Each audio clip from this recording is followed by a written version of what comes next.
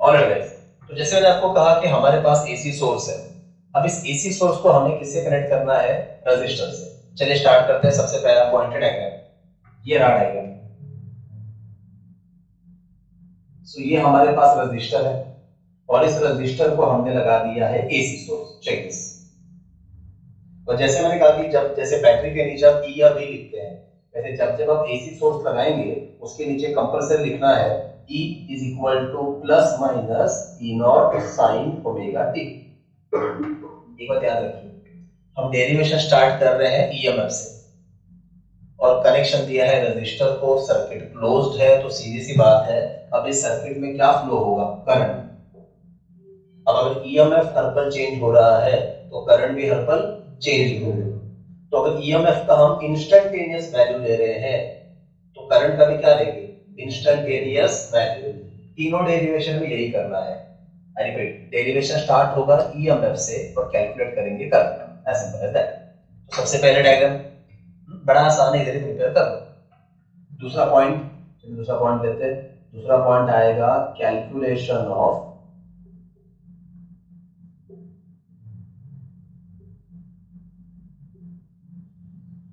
बड़ी तरीके calculation of instantaneous current. अब कैसे कैलकुलेट करें करंट? बड़ा आसान है। जब जब हम कोई भी सप्लाई रजिस्टर से लगाते हैं तो वहां पे क्या अप्लाई करना पड़ता है? Ohm's law.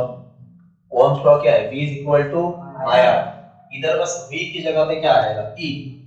इधर तो ओनली फर्क इज V की जगह पे क्या आएगा? E equal to I into R। And therefore instantaneous current is equal to what? E bar R, that is instantaneous EMF upon resistance। अब एक काम करते हैं, E की जगह पे पुट कर देते हैं तो यहाँ पे क्या आएगा?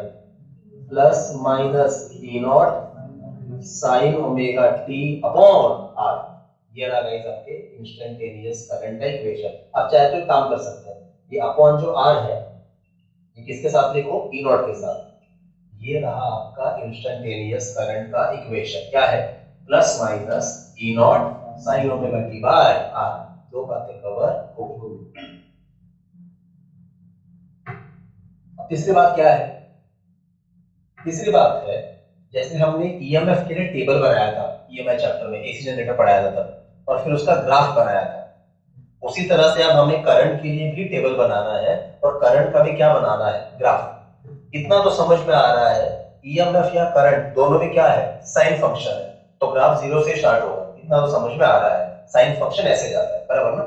चलिए टेबल बनाते हैं। तो तीसरा पॉइंट है टेबल। अब बुक ने टेबल बना के दिया नहीं, पर आई पर्सनली फील ग्राफ बनाने से पहले टेबल बनाएंगे थोड़ा सा इजी रहता है अंडरस्टैंडिंग के लिए। अब ग्राफ में क्या क्या आएगा देखो। थीटा, वैसे ई की जरूरत तो नहीं है पर ई भी लिख देते हैं, ई, और यहां पे लेता हूं आई। ठीक है, थीटा, ईएमएफ और आर।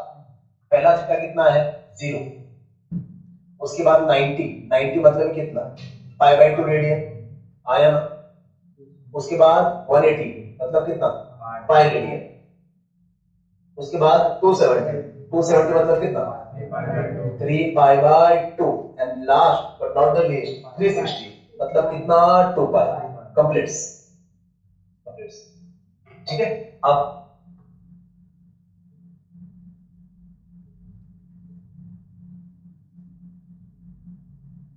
ध्यान से देखो, टेबल समझ में आया ना तो आगे बड़ा आसान है।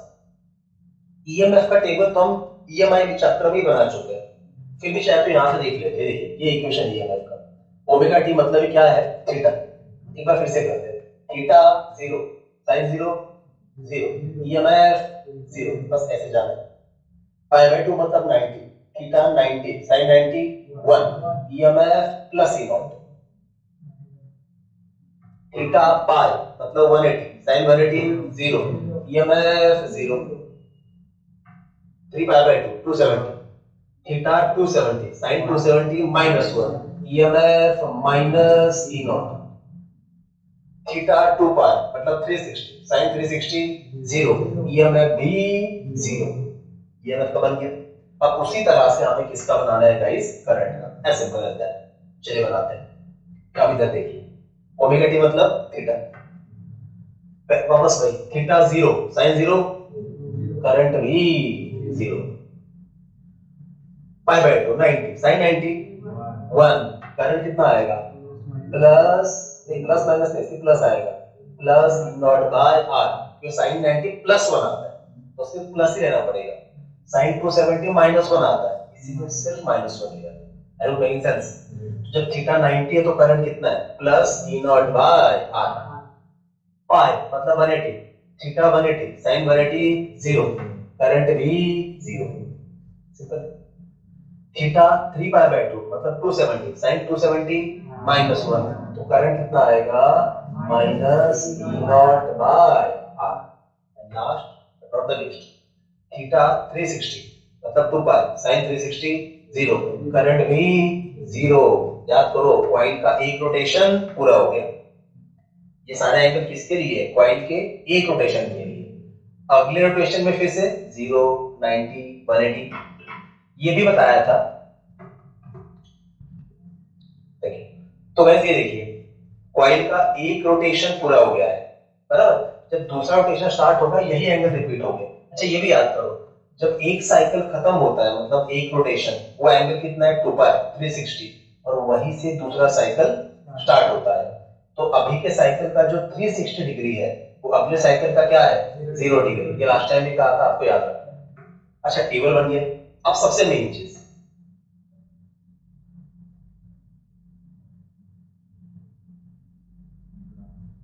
Yes graph of EMF and current. अब ग्राफ बनाने के लिए ध्यान से देखिए, यहाँ पे आपको स्केल वगैरह यूज करना पड़ेगा। सबसे पहले स्केल बना लेते हैं। ये देखिए आपका स्केल है गाइस। वाई एक्सिस पे फिलहाल क्या लेंगे ईएमएफ, एक्स एक्सिस पे लेंगे ओमेगा टी। ओमेगा टी मतलब क्या होता है थीटा। इधर कितना आएगा 0, ये मान लीजिए पाई by 2, so this is pi, so this is 3 pi by 2 and last but not the least 2 pi। चलिए मैं लिख देता हूं पहले pi by 2 pi 3 pi by 2 and last but not the least 2 pi। अब इस ग्राफ में हमें ईएमएफ भी प्लॉट करना है और करंट भी प्लॉट करना है, कुछ पर्पस है हमारा। सबसे पहले प्लॉट करेंगे ईएमएफ। अब अगर आप देख रहे होंगे तो ईएमएफ के लिए दोनों एक्सिस है, positive Y and negative Y. क्यों? क्योंकि प्लस भी है और प्लस वाला ऊपर आएगा माइनस वाला, ये एक्चुअली हम पहले भी कर चुके हैं। अब कितनी भी कोशिश कर ले ईएमएफ किसके ऊपर नहीं जाएगा प्लस ई नॉट। तो एक काम करते हैं इधर लेते हैं प्लस ई नॉट, और अपोजिट साइड की बात करो तो कितनी भी कोशिश करे ईएमएफ माइनस ई नॉट से आगे नहीं जाने वाला। आई होप मेक सेंस। अब सबसे पहले क्या करो यहाँ पे डॉटेड लाइन से स्ट्रेट लाइन बना लो।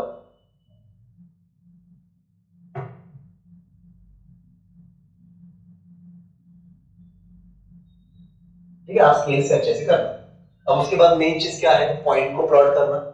पॉइंट को प्लॉट करेंगे तो ही बराबर समझ में आएगा ना। चलिए स्टार्ट करते हैं। देखो यहां से theta 0 EMF 0, theta 90 EMF plus E naught, theta 180 EMF 0, theta 270 EMF minus E naught, theta 360 EMF 0। और शेप तो सबको पता है साइन का, ये देखिए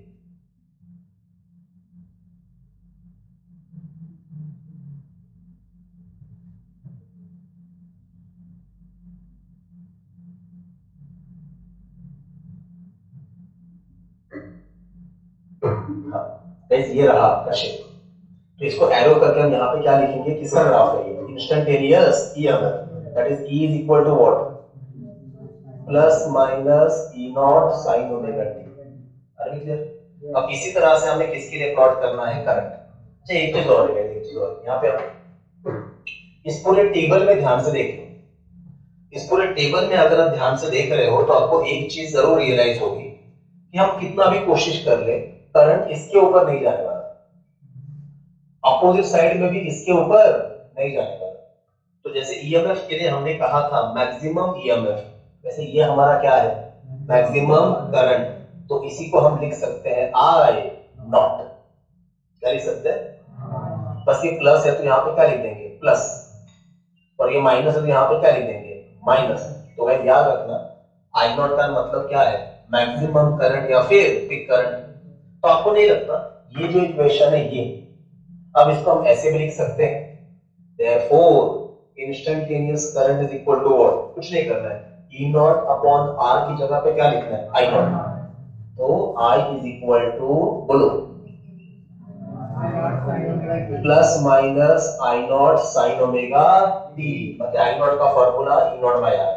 तो आज के बाद अगर आपको किसी ने पूछा कि जब ये एसी सोर्स या एसी सर्किट रेजिस्टर के साथ लगाया जाता है तो इंस्टेंटेनियस ईएमएफ का इक्वेशन क्या है, आपको तुरंत कहना है E is equal two plus minus E naught sine omega t.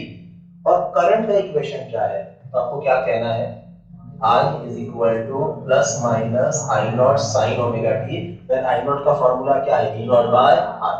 अच्छा एक चीज मान लीजिए कि ईएमएफ है 5 वोल्ट, कितना, या चलो 6 वोल्ट लेते हैं, 6 वोल्ट, और रेजिस्टेंस है 2 ओम, कितना, तो आई का वैल्यू कितना आएगा, 3, 6/2 ना, कितना आएगा, अरे समझाना मुझे ये है, आई नॉट का वैल्यू ई नॉट से हमेशा क्या रहेगा, कम, आई नॉट का नंबर ई नॉट के नंबर से हमेशा कैसा रहेगा, कम ही रहेगा, क्योंकि आई नॉट मतलब क्या है, ई नॉट बाय आर।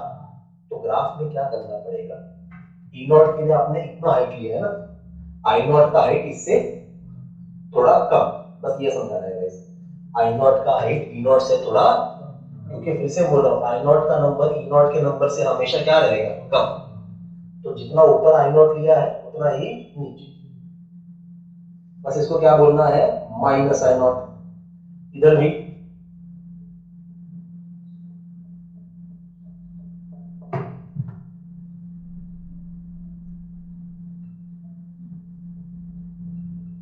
अच्छा टेक्स्ट बुक में देखोगे तो इसे डॉटेड लाइन नहीं बनाया है, पर हम बना रहे हैं ताकि ग्राफ बराबर ड्रॉ कर सके और ठीक से दिखे। अब वही काम जो ईएमएफ के लिए किया, पहले पॉइंट प्लॉट करो, theta 0 current 0, theta 90 current plus I not, क्या बोलना है, plus I not, theta 180 current 0, theta 270 current minus I naught, ये इधर, तो थीटा 360 करंट 0, ये भी साइन फंक्शन है, जोड़ दो।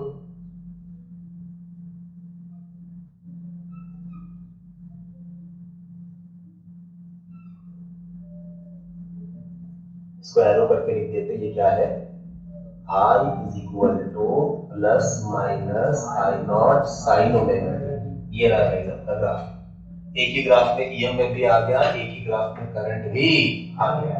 कितनी बातें हो गई, 4। अभी भी इसमें 3 बातें बाकी है, और हर डेरिवेशन में यही पैटर्न है गाइस, एग्जैक्टली सेम पैटर्न, कुछ अलग नहीं करना। 3 कंपोनेंट 7 बातें, हर किसी में 7-7 बातें, इतना समझ में आ गया। ये 4 बातें हो गई। अब इस ग्राफ का इस्तेमाल क्या है वो भी जरा देखें। 5वीं बात है, अब ये बड़ी मेन चीज है,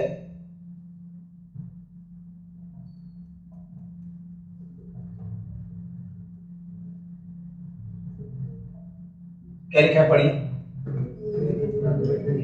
EMF and current. Guys phase का मतलब क्या है, फेज ये वर्ड आपने सुना है पहले, नहीं, फेज का सिंपल मतलब है टाइमिंग। लाइफ में बड़ा बुरा फेज चल रहा है, मैं अपनी बात नहीं कर रहा हूं, एग्जांपल के लिए बता रहा हूं, फेज मतलब टाइमिंग। तो फेज डिफरेंस का सिंपल मतलब है टाइमिंग का डिफरेंस। देखिए ना, जब थीटा 0 था तो ईएमएफ भी 0, करंट भी 0, मतलब दोनों का टाइमिंग क्या है, सेम। फिर जब थीटा 90 हुआ, ईएमएफ अपने पिक वैल्यू पे गया, तब करंट भी अपने पिक वैल्यू पे गया, मतलब देखो दोनों साथ साथ ही चल रहे थे, तभी दोनों साथ साथ पिक पे पहुंचे। फिर जब थीटा 180 हुआ, दोनों साथ साथ चले और 0 पे साथ में ही आए, इसीलिए थीटा 180 है तो ईएमएफ भी 0 है, करंट भी, मतलब पूरे ग्राफ में देखेंगे, वैल्यू जाने दो, पर देखो दोनों साथ साथ चल रहे हैं, बढ़े घटे, अपोजिट दिशा में बढ़े फिर घटे, दोनों का टाइमिंग क्या है, सेम।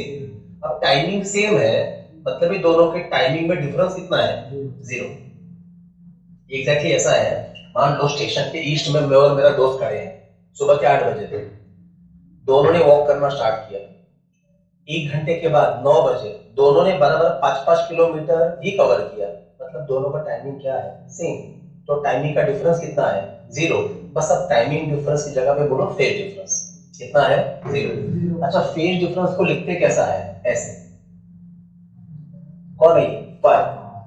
तो फेज डिफरेंस कितना है? 0 degree, that is 0 radian. Phase difference angle में बताया जाता है डिग्री या रेडियन। अब 0 ही है, 0 डिग्री मतलब है 0 रेडियन, तो उससे फर्क नहीं पड़ा। ये 5वीं बात है जो एमसीक्यू में आती है। 6ठी बात, अब ये आपके लिए कुछ नया है।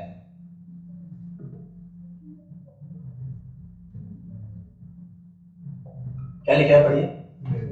Phasor diagram.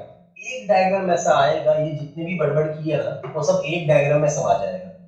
फेजर डायग्राम मतलब टाइमिंग का ही डायग्राम। अब टाइमिंग का डायग्राम समझाने के लिए आपको घड़ी का लॉजिक समझाता हूँ। मान लीजिए घड़ी है, इधर 12 बजे है, 3 बजे है, 6 बजे है, 9 बजे है। अब या तो ईएमएफ दिखाओ या करंट दिखाओ। चलो ईएमएफ से स्टार्ट करते हैं। मान लो ईएमएफ 3 बजे आया है। कितने बजे आया है? 3 बजे। यहां पे लिखता हूं ई नॉट। और अगर ईएमएफ 3 बजे आ रहा है और जब हम खुद कह रहे हैं कि ईएमएफ और करंट दोनों साथ साथ चल रहे हैं, तो ईएमएफ 3 बजे आया तो करंट भी कितने बजे आएगा? 3 बजे। तो करंट भी कितने बजे आएगा? 3 बजे। गाइस, इसी को कहते हैं फेजर डायग्राम। अब सच में आपको घड़ी बनानी है क्या? बिल्कुल नहीं, आपको घड़ी वगैरह कुछ नहीं बनानी है, वो मैं अंडरस्टैंडिंग के लिए बता रहा हूँ। अच्छा, 3 बजे लेना है क्या? ऐसा भी कुछ नहीं है। अब 12 बजे लो, 9 बजे लो, 6 बजे लो, 1 बजे लो, 2 बजे लो, दैट्स कंप्लीटली योर चॉइस। पर डायग्राम इसका ऐसे बनाना होता है। ये देखिए ध्यान से, ये क्या है? ई नॉट। ठीक है, और अगर दोनों साथ साथ चल रहे हैं तो करंट भी आई नॉट। बस इतनी सी बात है। ये हो गया आपका फेजर डायग्राम। अब एक बात और याद रखना, ये फेजर को हम वेक्टर की तरह ट्रीट करते हैं। इसी तरह यही रीजन है कि देखो आई नॉट थोड़ा कम ही दिखा है ई नॉट से, वो लेंथ। फिलहाल इतना सेंटेंस याद रखो, फेजर को हम वेक्टर की तरह ट्रीट करते हैं। ये हो गया। ये अंडरस्टैंडिंग के लिए मेन डायग्राम ये है। एंड लास्ट जो न्यूमेरिकल में काम आता है,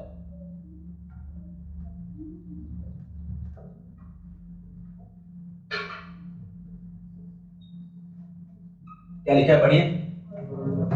फॉर्मूला फॉर, अरे ये रजिस्टर कितना पोस्ट कर रहा है उसका फॉर्मूला चाहिए। अब वो कहां से आएगा? वो हमेशा आपको टेबल से मिलेगा। कहां से मिलेगा? ध्यान से देख लीजिए ना, I naught is equal to what? E naught by R. एक बार फिर से, I naught is equal to what?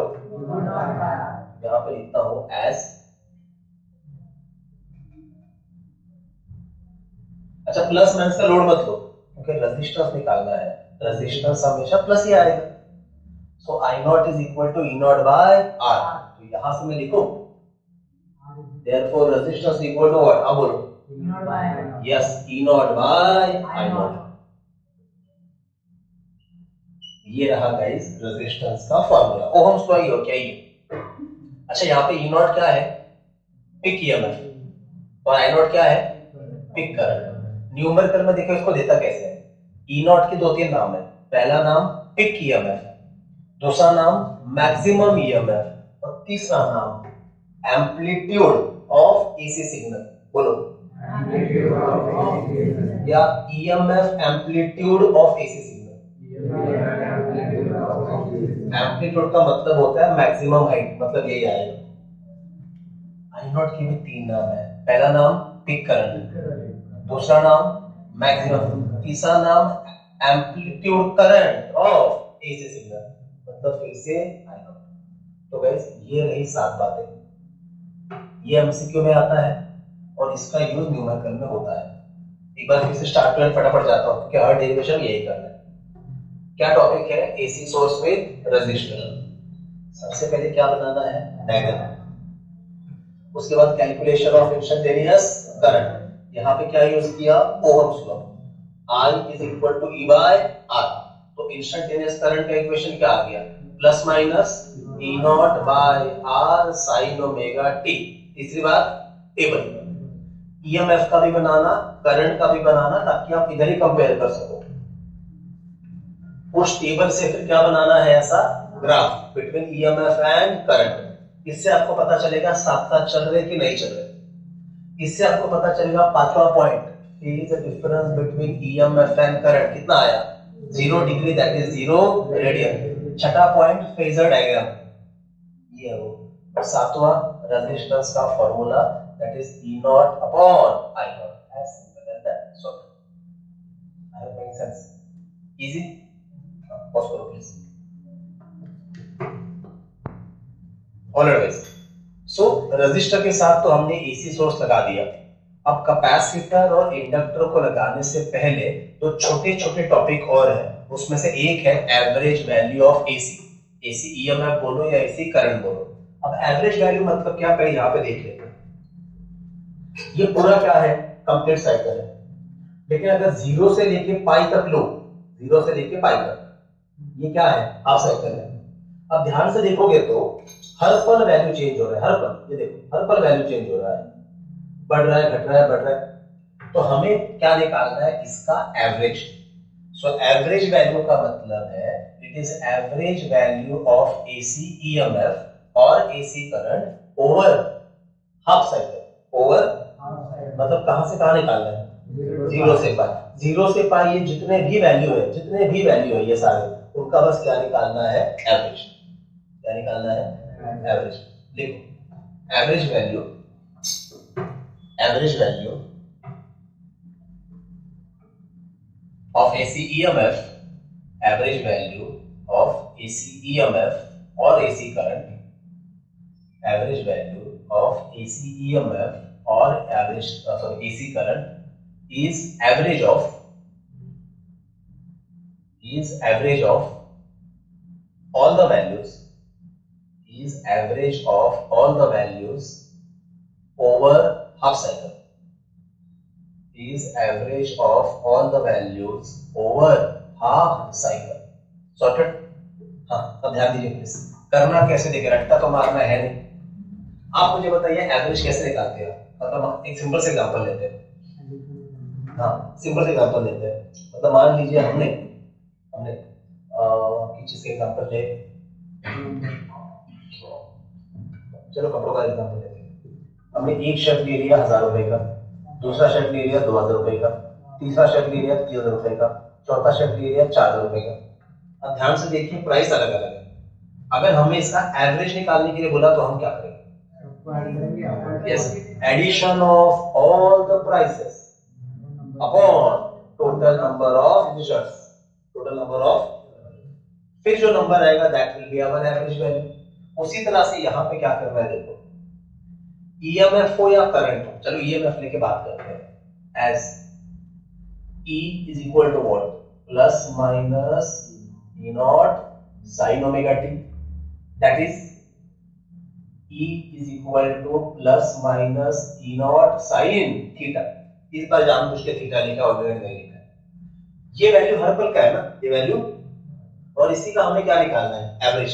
इसी का हमें क्या निकालना है, तो क्या करना पड़ेगा, ऐसे जितने भी वैल्यूज है, कहां से कहां तक, 0 से पाई, उन सबको पहले क्या करना पड़ेगा, add upon total angle, upon total angle से डिवाइड करना पड़ेगा, क्योंकि आपको कहां से कहां निकालना है, 0 से पाई। मतलब देखिए ना, जब थीटा 1 डिग्री होगा तो एक वैल्यू आएगा, जब थीटा 2 डिग्री होगा तब एक वैल्यू आएगा, जब थीटा 3 डिग्री होगा तब एक वैल्यू आएगा। ऐसे करते करते जब थीटा 180 डिग्री होगा पाई, तब एक वैल्यू आएगा इसका, ऐसा वाला। तो ऐसे जितने भी वैल्यूज है सबको क्या करेंगे, ऐड, कहां से कहां, 0 से अपॉन टोटल एंगल, कहां से कहां, 0 से पाई। ये है एवरेज निकालने का फॉर्मूला। Are we clear? तो ध्यान से देखिए, बुक ने बड़ा शॉर्टकट में दिया, इसको लिखना कैसे, इसको ऐसे लिखना है, ई एवरेज क्या आएगा, टोटल, या ऐसे लिखता हूं, टोटल लिखता, सम ऑफ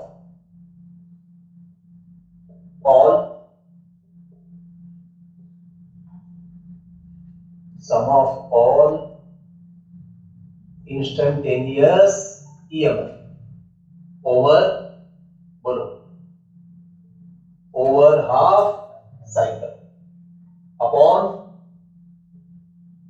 total angle over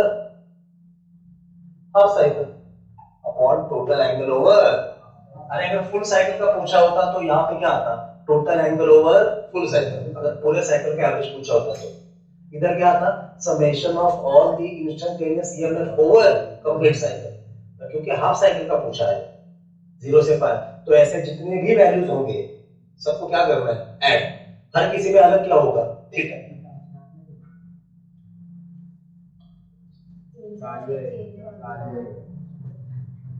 तुम्हें डरा दिया यार, इतनी बड़बड़ करी मैंने, तुमने कहा ऑन नहीं किया, मैं डर गया कि वापस बड़बड़ करना पड़ेगा, फिर मोमेंटम होता है, लूज हो गया। प्रैंक कर रहे हो तुम, अब कह रहे हो ऑन है, ऑन है, हीटर क्या कह रहे हो तुम, अब कह रहे हो ऑन है, ये सही है। अब पूरा पढ़ा दिया फिर बोलोगे यार सर ऑन नहीं किया था, तो मैं होमवर्क दे दूंगा, मैं लाना फिर 10 बार लिख के, ठीक है।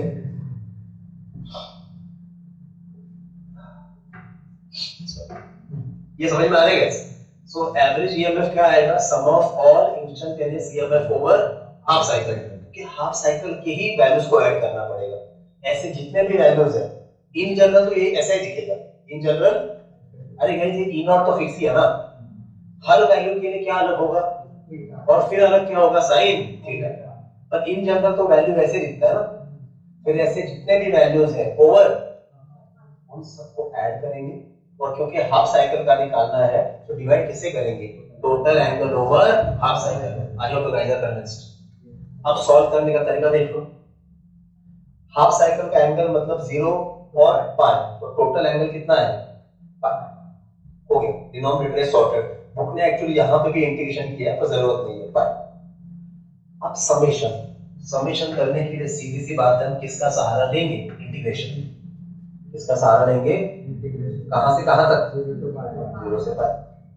किसका, इसका। तो क्या आएगा, E naught sine theta into D theta.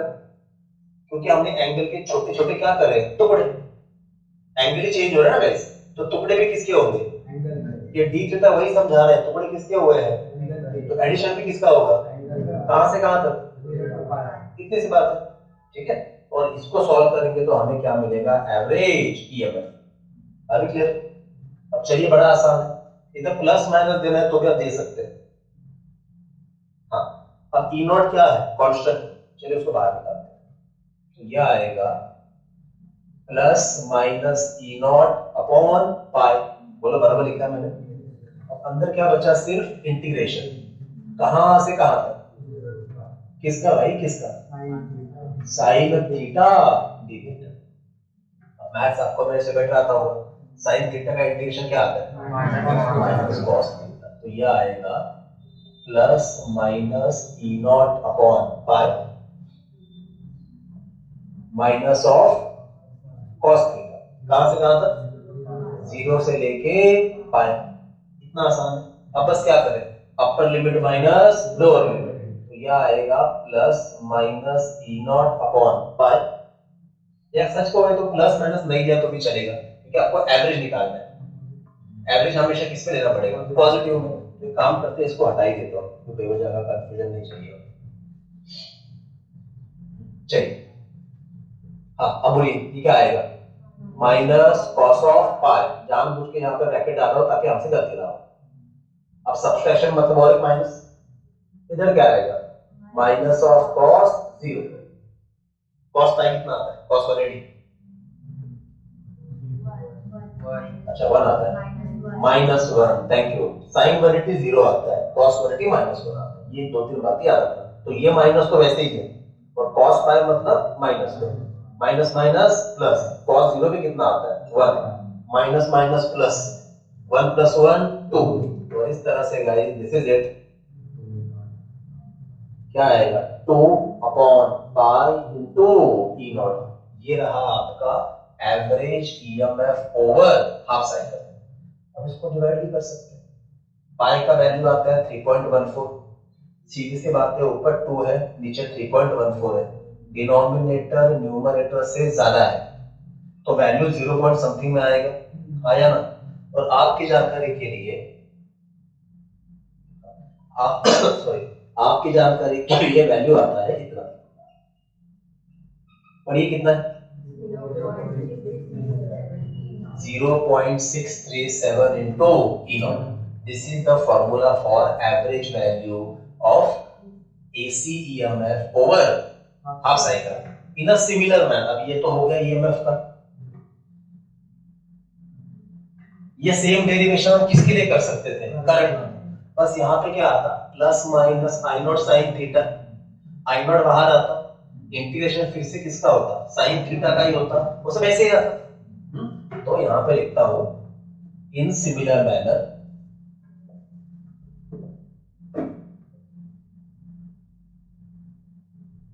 In similar manner, बोलिए क्या लिखो, average current over half cycle, वो कितना आएगा 0. चलिए वैसे लिखता हूं, छोड़िए, 2/π इंटू आई नॉट, मतलब कितना इंटू आई नॉट।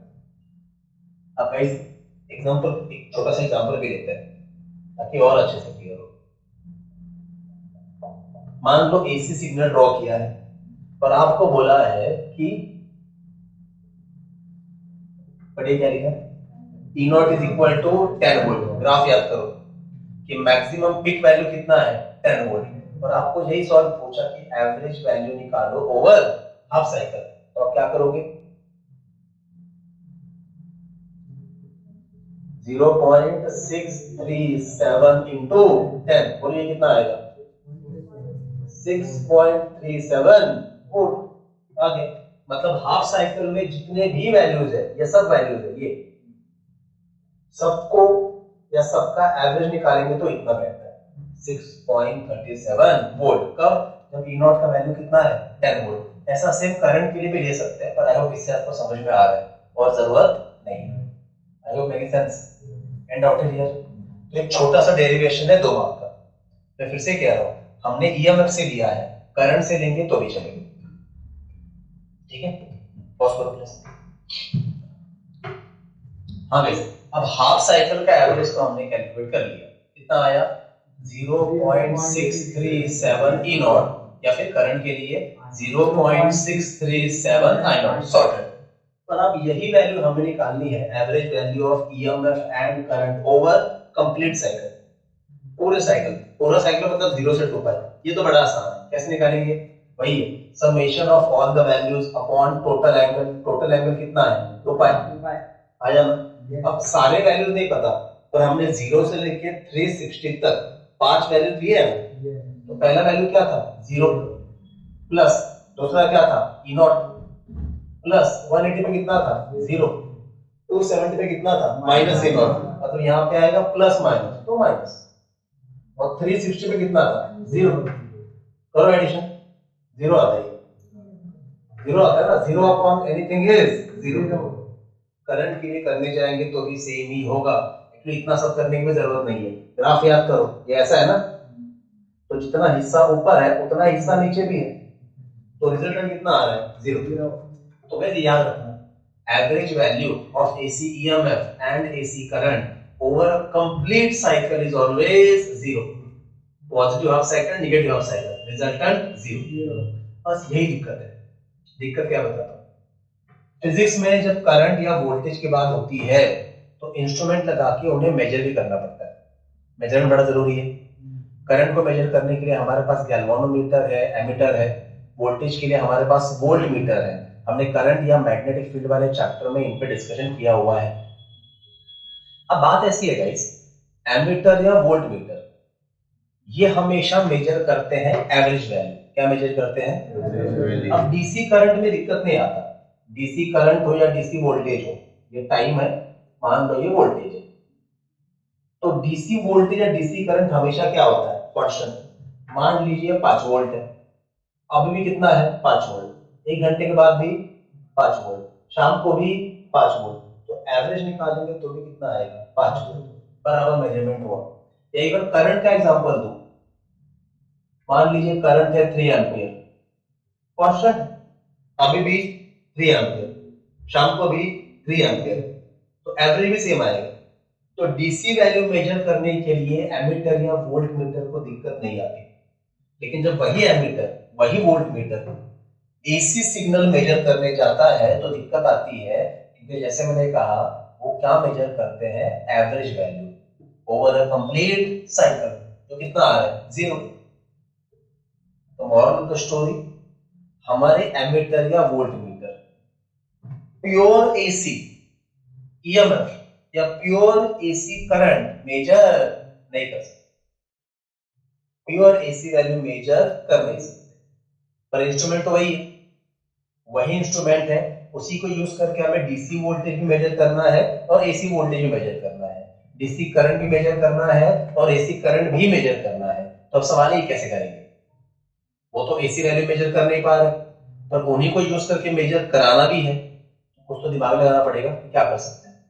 पहले बताओ प्रॉब्लम क्या है, समझ में आ गया, सॉल्यूशन बाद की बात है, प्रॉब्लम पहले समझ में आ गया क्या, रिपीट करो, अरे हाँ ना कुछ तो समझा, बस फर्स्ट प्रॉब्लम निकाल, चलिए चलेगा। तो अब प्रॉब्लम तो पता चल गया कि हमारे पास जो वोल्ट मीटर या एमीटर है वो प्योर एसी वैल्यू मेजर नहीं कर सकते, मतलब वो ई नॉट मेजर नहीं कर सकते, वो आई नॉट मेजर नहीं कर सकते, याद रखो ई नॉट आई नॉट मेजर नहीं कर सकते। तो सॉल्यूशन क्या है, सॉल्यूशन का नाम है ये रूट मीन स्क्वायर वैल्यू, इसका एब्रिविएशन है आरएमएस वैल्यू। अब पहली बात तो ये बता दो कि आरएमएस वैल्यू मतलब ये क्या है, डीसी वैल्यू, मतलब हम एसी को डीसी में मेजर करने वाले हैं, नहीं समझा होगा, समझाता हूँ। कुछ सालों पहले, 25-30 सालों पहले गांव देहात में ऐसा था, तब कैश काफी कम हुआ करता लोगों के पास, कैश गांव में तो ऑलमोस्ट होता ही नहीं था, तो मान लो ऑनलाइन ऑनलाइन कर देते हैं, ऑनलाइन कर, क्रिप्टो करेंसी भी था उनके पास, मेरे नाना जी के पास था, दे भी रहे थे, तो मैंने बोला ये समझ में नहीं आ रहा नाना जी, मैंने कहा दफा हो जाते हैं, ठीक है, तो होता मेरे पास क्रिप्टो आज, ठीक है। तो तब वो लोग क्या करते थे, मान लो शक्कर भी लेना है तो वो धान लेके जाते, धान मतलब चावल गेहूं, मान लो फिर धान लेके जाते थे, 1 किलो धान देते थे, एग्जाम्पल के लिए बता रहा हूँ, और फिर दुकानदार से मान लो 1 किलो शक्कर परचेस किया, ऑफकोर्स 1 किलो शक्कर और 1 किलो धान के प्राइस में फर्क है, नो डाउट इन दैट, लेकिन मैं समझाने के लिए बता रहा हूँ। चलो 2 किलो धान देते थे, 2 किलो देते, 3 किलो भी ले सकते हैं, सो 2 किलो धान दिया और 1 किलो शक्कर दिया। अब ऐसे बोलो क्या कि मतलब ये 2 किलो धान या चावल या गेहूं का प्राइस इज इक्विवेलेंट, यहाँ पे कीवर्ड क्या है, equivalent to the price of 1 kg शक्कर। 2 kg चावल या गेहूं का price is equivalent to 1 kg शक्कर का प्राइस, समझा, मतलब दोनों आपस में क्या है, इक्विवेलेंट है, क्या है। सो अगर मुझे 2 किलो शक्कर चाहिए तो मैं क्या करूंगा, 4 kg धान दूंगा, धान मतलब चावल विद कवर, तो मैं 4 kg धान दूंगा तो मुझे 2 किलो शक्कर मिल जाएगा। आसान भाषा में अगर मेरे पास 20 kg धान है, हा? तो मतलब मेरे पास इक्विवेलेंट वैल्यू में 10 kg क्या है, शक्कर है। अगर मेरे पास 20 kg धान है मतलब मेरे पास इक्विवेलेंट वैल्यू में 10 kg क्या है, शक्कर है। तो देखो मैं शक्कर को किसके फॉर्म में मेजर कर रहा हूं, धान,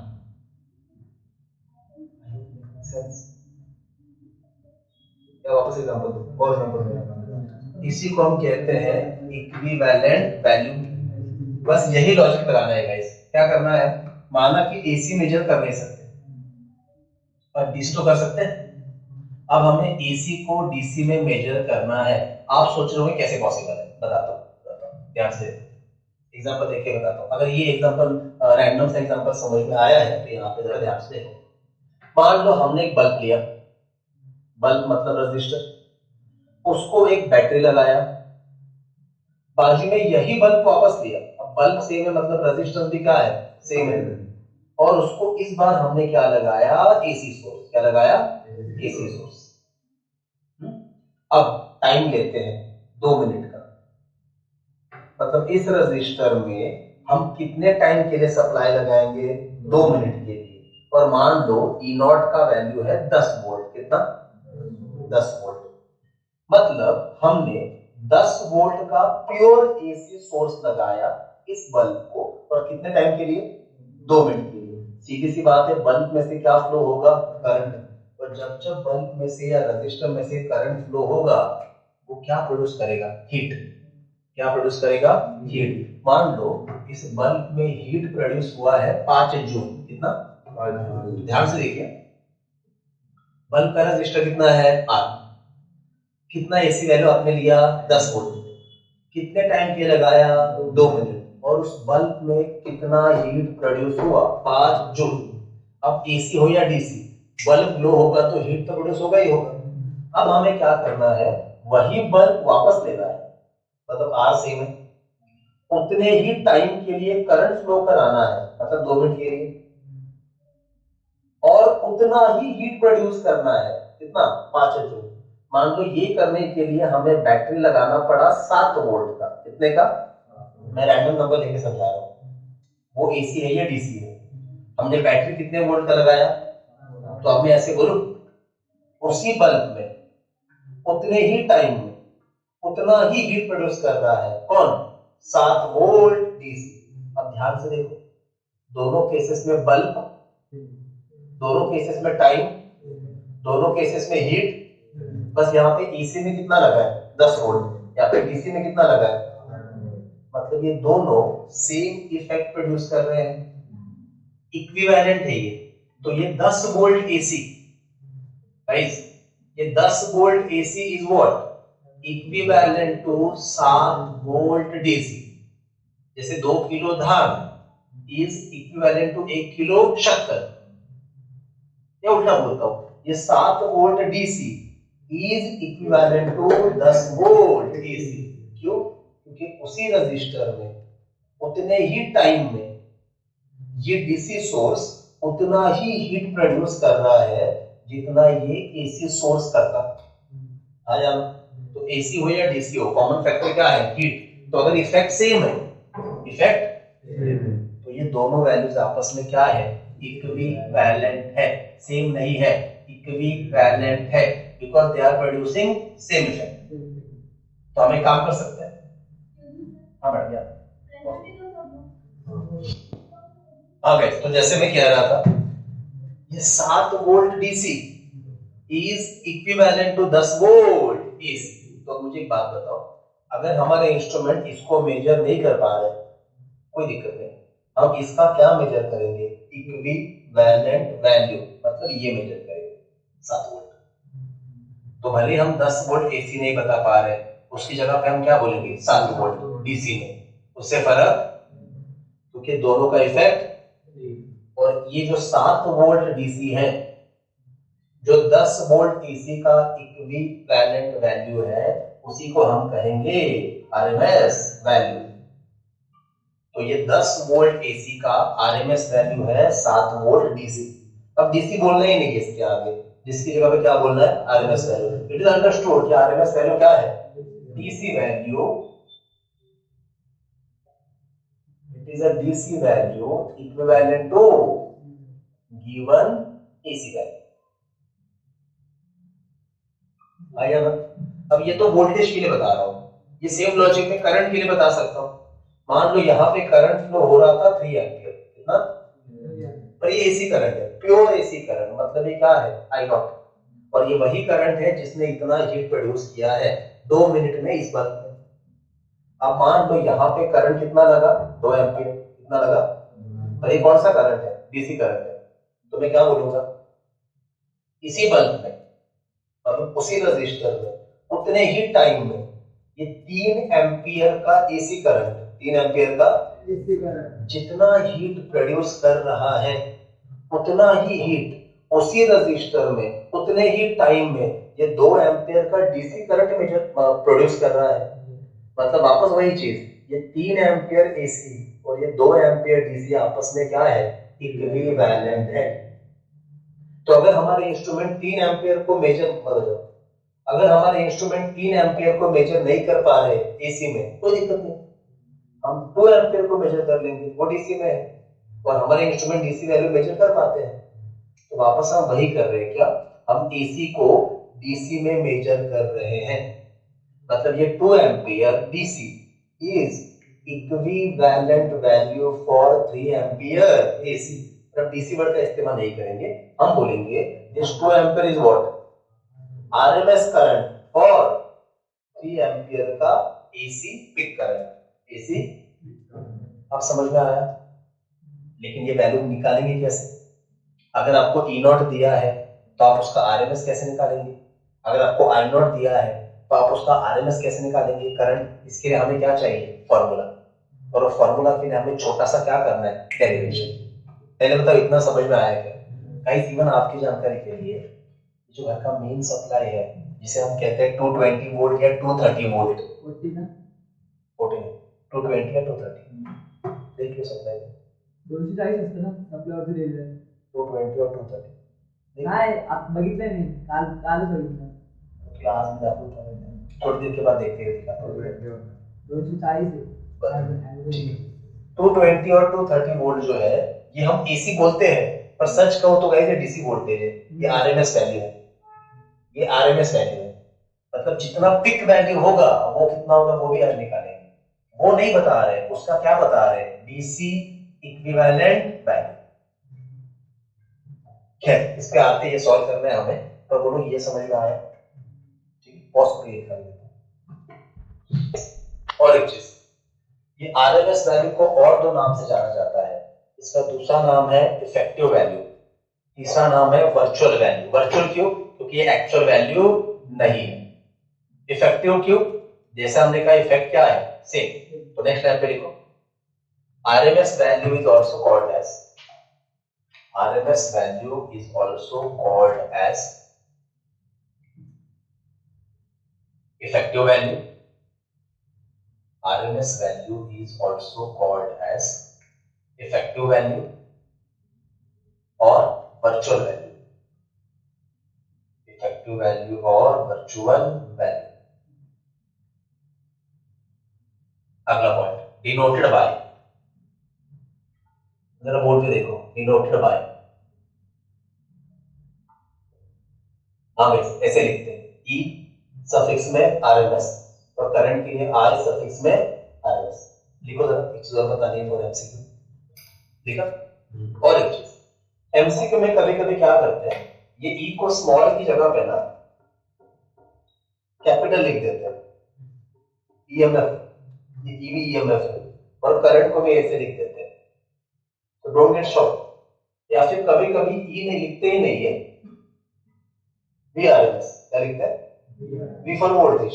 करंट के तो आई लिखते हैं डाउट इन दैट, तो यहाँ पे स्मॉल ई भी लिखते हैं, कुछ कुछ जगह पे कैपिटल ई भी देखा है, या फिर V तो लिखते ही लिखते हैं कि VRMS। ठीक है, सब चल जाएगा। करेंगे कैसे ध्यान से देखिए। अच्छा डेरिवेशन में या तो करंट लेके स्टार्ट कर सकते हैं या वोल्टेज ईएमएफ। बुक ने करंट लेके किया है तो हम भी करंट लेके सॉल्व करते हैं। चलिए ध्यान से देखिए क्या करना है। देखो उल्टा जाना है। सबसे पहले क्या लेना है? वैल्यू का स्क्वायर, फिर उसका एवरेज। एवरेज कैसे निकालना है अभी हमारा हो चुका है। और फाइनली रूट। चलिए स्टार्ट करते हैं, ध्यान से देखिए प्लीज। जैसे मैंने कहा किसके लिए निकालेंगे? पहले करंट, मतलब हम एसी करंट का क्या निकालने जा रहे हैं? RMS value. क्या निकालने जा रहे हैं? एसी करंट मतलब आई नॉट। हमें उसका क्या निकालना है? इक्विवेलेंट डीसी वैल्यू, जिसी को हमने क्या नाम दिया है? RMS value. तो स्टार्ट कैसे करेंगे? देखो as I is equal to I naught sin omega t। अब यहाँ पे स्क्वायर करना है तो प्लस माइनस वैसे भी हट जाना है। That is I is equal to what? I naught sin theta. Omega T की जगह पे क्या लिया? थीटा, क्योंकि एवरेज में इंटीग्रेशन यहाँ पे भी करना पड़ेगा ना, तो थीटा बेटर रहेगा। अब जैसे मैंने कहा उल्टा जाओ, पहले क्या करो? स्क्वायर।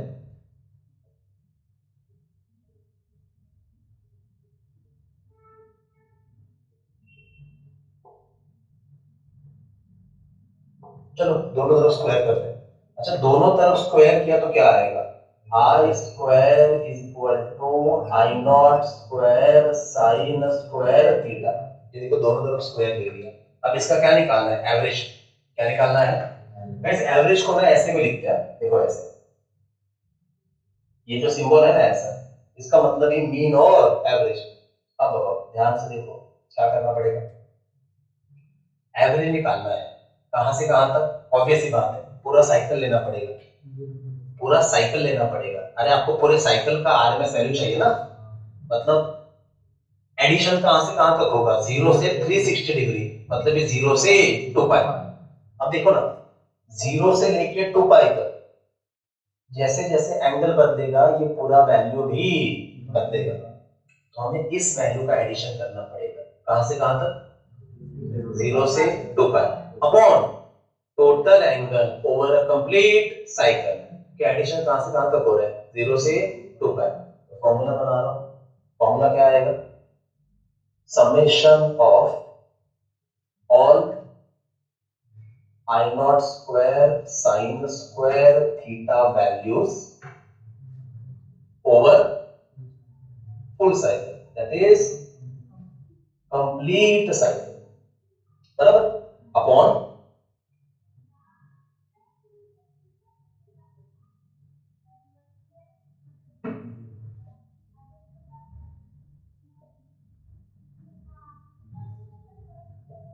अपॉन क्या आएगा? टोटल, अच्छे से लिखता हूं, upon total angle for complete cycle. इतना करेंगे तो हमें क्या मिलेगा? मीन। स्क्वायर हमने निकाला है, मीन निकाला और फाइनली क्या लेना है? रूट।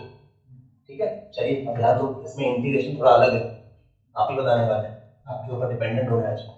हाँ, पहले upon total angle of complete cycle कितना है? 2 पाई। ये तो हो गया। इंटीग्रेशन कहां से कहां तक? 0 से 2 पाई। किसका? I not square sine square theta, आगे क्या लिखेंगे? डी थीटा, क्योंकि टुकड़े किसके हो रहे हैं? एंगल के, वो डी थीटा वही समझा रहा है। बुक ने इधर भी इंटीग्रेशन यूज किया है पर जरूरत नहीं है, टोटल एंगल इज 2 पाई, सबको पता है। अब I नॉट स्क्वायर क्या है? कांस्टेंट, उसको तो बाहर निकालेंगे, यहां से देखते रहिए। तो I नॉट स्क्वायर को बाहर निकाला, क्या बचा जी? इंटीग्रेशन कहां से कहां तक? 0 से 2 पाई। किसका? Sign square theta D theta upon 2 पाई। अब सवाल बस ये है, साइन स्क्वायर थीटा का इंटीग्रेशन कैसे करेंगे? नहीं,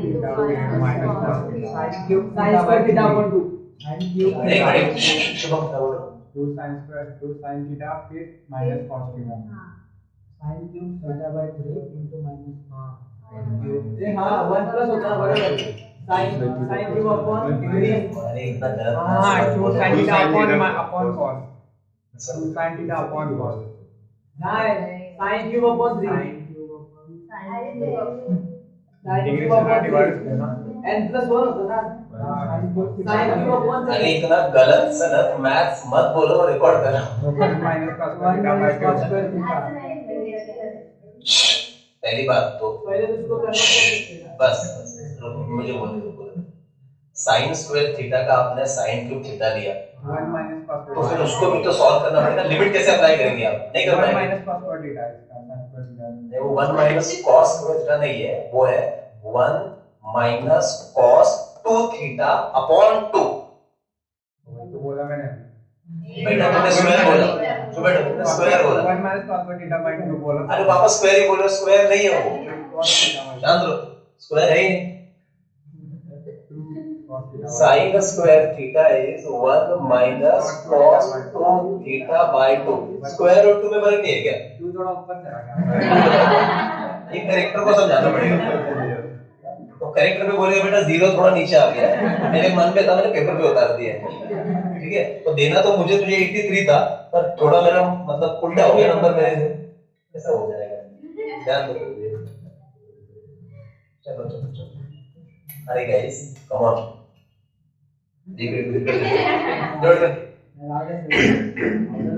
तो आवाज मत रिकॉर्ड हो माइक के बाद ओडो से जरूरत नहीं। तर त्याचे इंटिग्रेशन ते देणार ना sin cube upon 3 आणि त्याचं आपण लावू शकतो sin cube upon 3 अरे डेरिव्हेटिव्ह मध्ये काय आपण थोडी असतो nx असतो वर n - 1 असतो हां कुठला वापरू एक साठी इंटिग्रेशन मध्ये असणार हो सर्व बरोबर आहे वही तो एक फॉर्मूला माहिती आहे का? तो आइडिया फॉर्मूला चालू माहिती आहे है का? आपका हो जाए तो मेरे को बता देना, हो जाए तो बता देना। कैमरा घूमूंगा इकडे.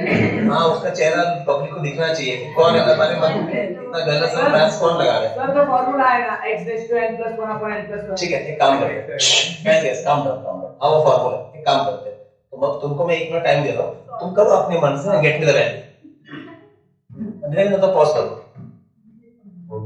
तो पॉज करो, तुम गेट मी द वैल्यू। हाँ भाई आ गया, तो मैं क्या हेल्प में कह रहा था, तुम उसको क्यूब करोगे तो क्यूब का क्या करेंगे बाद में, मैं वही तो कह रहा था, हर जगह पे आप x रेस टू n नहीं लगा सकते, ठीक है। अच्छा, अब कोई कुछ नहीं बोलेगा, सिर्फ मैं बोलूंगा, शांत हो। तो गाइस sin स्क्वायर थीटा का हम डायरेक्टली इंटीग्रेशन नहीं कर पा रहे हैं, तो पहले sin स्क्वायर थीटा की जगह पर लिखना पड़ेगा 1 माइनस cos 2 थीटा बाय 2। वो देखो मैंने यहाँ पे लिखा है sin स्क्वायर थीटा की जगह पे, आगे d थीटा ही है, इंटीग्रेशन कहां से कहां तक है, 0 से 2 का है। अब ये वाला 2 तो नीचे उतर आएगा, तो इसको बाहर निकालता हूं, तो ध्यान से देखिए बाहर कौन कौन है, आई नॉट स्क्वायर बाहर है अपॉन 2 को नीचे खींचा, 2 into 2 बाहर है, बाहर है, ये सब बाहर है। अंदर क्या बचा, अंदर सिर्फ बचा इंटीग्रेशन, कहां से कहां तक, 0 से 2 पाई, और किसका 1 minus cos 2 theta d theta, ये कंपैरेटिवली आसान है, 1 का integration is theta, cos 2 theta का क्या आएगा, sin 2 theta divide by 2, 2 constant है ना, डिवाइड बाय 2 भी करना पड़ेगा, और फिर लिमिट अप्लाई करेंगे, सॉर्टेड है, ठीक है। चलिए, पर गाइस ये इंटीग्रेशन बहुत जरूरी है, ये आगे भी पावर के डेरिवेशन में आने वाला है, मैं सिर्फ इधर ही सॉल्व करके दिखा रहा हूं, उधर हम सॉल्व ही नहीं करेंगे, उधर सीधा आंसर लिख देंगे, क्योंकि टेक्स्ट बुक ने भी पूरा इंटीग्रेशन सॉल्व करके दिया ही नहीं, सीधा इसका आंसर लिख दिया, पर एक बार समझ में आना चाहिए, इसीलिए पूरा सॉल्व कर रहा हूं, ठीक है। और ये मैं अलग से लिखा के भी दूंगा, ताकि आप बैठ ही करो, ध्यान से देख लो, चलो फटाफट कंप्लीट करते हैं। हाँ, तो ये तो बाहर ही है, एक बार बोलो फिर से, क्या बाहर है, I naught square upon 2 into 2 पाई बाहर है। अब मुद्दे के बाद इंटीग्रेशन, 1 का integration theta minus cos 2 theta का इंटीग्रेशन अपॉन 2, खत्म नहीं हुआ है, लिमिट कहां से कहां है, 0 से 2 पाई, आसान है। अब बस क्या करो, upper limit minus lower limit, तो ध्यान से देखो, इधर कंफ्यूजन नहीं होना चाहिए, I naught square upon what 2 into 2 pi, बड़ा सा ब्रैकेट लेते हैं, अब थीटा और ब्रैकेट लेते हैं, थीटा की जगह पे क्या लिखना है मुझे, 2 पाई माइनस, इधर भी क्या आएगा, sine of 2 into 2 pi upon 2। अब इसे दिखने में डरावना है, इसे दिखने में डरावना है, ये 0 होने वाला है, sin 2 पाई मतलब sin 360 कितना आता है, 0, ठीक है।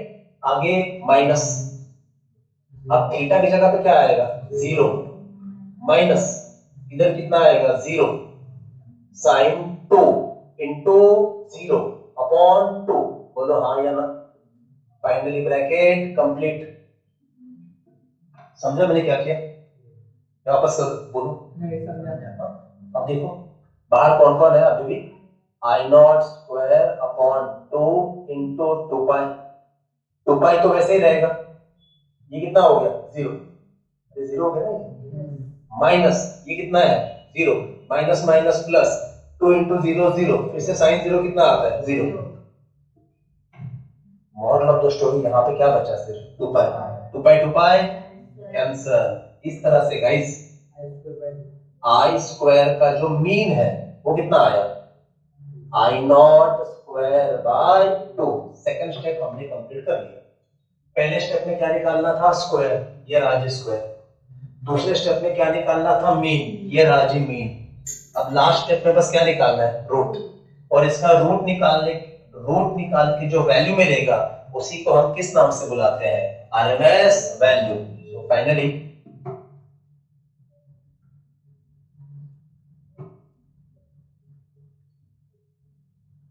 taking square root and finally guys this is it। इधर अब क्या लिखना पड़ेगा मुझे, I RMS, क्या लिखना पड़ेगा मुझे, आई नॉट स्क्वायर का रूट कितना आता है, आई नॉट अपॉन 2 का रूट कितना आता है, रूट 2। ये रहा गाइस आपका फॉर्मूला, बैक कर रहे हैं। So I R M S is equal to what, बोलो आई नॉट बाय रूट 2। और एक बार आई आर एम एस का फॉर्मूला क्या है, बोलो आई नॉट बाय रूट 2। और एक चीज कर सकते हैं ना, ये 1 अपॉन रूट 2 एक ही बार सॉल्व कर सकते हैं, है ना, ये तो 1 है ना, रूट 2 का वैल्यू कितना आता है 1.414। तो 1 अपॉन रूट 2 को एक ही बार सॉल्व कर सकते हैं, और ये आता है गाइस 0.707। इसका वैल्यू किसका, 1 अपॉन रूट 2 इनटू, बस हो गया काम। तो इस फॉर्मूला से अगर आपको आई नॉट दिया जाए तो अब आप बड़े आराम से क्या निकाल सकते हो, आईआरएमएस, मतलब उस एसी करंट का इक्विवेलेंट डीसी करंट। हमारे इंस्ट्रूमेंट भले इस आई नॉट को मेजर ना कर पाए, पर आईआरएमएस को मेजर कर लेंगे, और हमें फर्क नहीं पड़ेगा। क्यों? क्योंकि उस बल्ब में उतने ही टाइम में जितना हीट ये आई नॉट प्रोड्यूस करता, उतना ही हीट उसी रजिस्टर में उतने ही टाइम में कौन बनाएगा, आईआरएमएस। ये रहा फॉर्मूला, बोलो I RMS is equal to I naught by root 2, that is 0.707 I naught, 0.707 I naught. अब यही डेरिवेशन हम ईएमएफ के लिए भी कर सकते थे, बस जहां पे आई नॉट लिखा है वहां पे क्या लिखते हैं, ई नॉट। तो guys at the end EMF के लिए फॉर्मूला क्या आएगा, E R M S is equal to what, बोलिए जल्दी, ई नॉट बाय रूट 2, मतलब ये क्या 0.707 हो गया, हो गया। अगर एग्जांपल के तौर पे लेते हैं कि ई नॉट बोला 10 वोल्ट, कितना, तो बोलो ई आर एम एस कितना आएगा, 10 इंटू दिस, वो आता है 7.07 वोल्ट, कितना आएगा। अगर मैं आपको कहूं कि करंट है 10 एम्पियर आई नॉट, तो आई आर एम एस कितना आएगा 7.07। Please mind it, R M S value हमेशा पिक वैल्यू से कम आता है, आर एम एस वैल्यू हमेशा पिक वैल्यू से कम आता है, E R M S E naught से कम आता है, I R M S I naught से कम आता है। परसेंटेज की बात करो, परसेंटेज की, इसको 100 से मल्टीप्लाई करेंगे तो कितना आएगा 70.7, अप्रोक्सीमेटली 70%, अप्रोक्सीमेटली। तो आपका आई नॉट या ई नॉट जितना वैल्यू होगा उसका 70% अप्रोक्सीमेटली इज आरएमएस वैल्यू। मतलब अगर किसी ने कहा कि आई नॉट है 20 एम्पियर, आई नॉट है, तो आपका I R M S 14 ampere के आसपास आएगा, 14 थोड़ा ज्यादा आएगा पर अप्रोक्सीमेटली 14 एम्पियर आएगा। अगर आपको किसी ने कहा कि ई नॉट का वैल्यू है 30 वोल्ट, 30, तो 30 का 70% कितना होता है 21, मतलब ई आर एम एस कितना आएगा 21 वोल्ट के आसपास आएगा। ऐसे भी आप फटाफट एमसीक्यू में सॉल्व कर सकते हैं। अच्छा, ये R M S value E naught से कम क्यों है, ई आर एम एस कम है, आई आर एम एस कम है, ऐसा क्यों?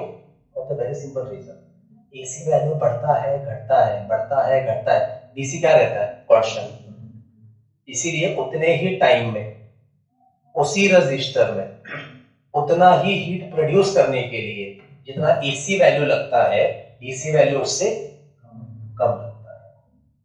Are you clear? अच्छा, ये तो हो गया।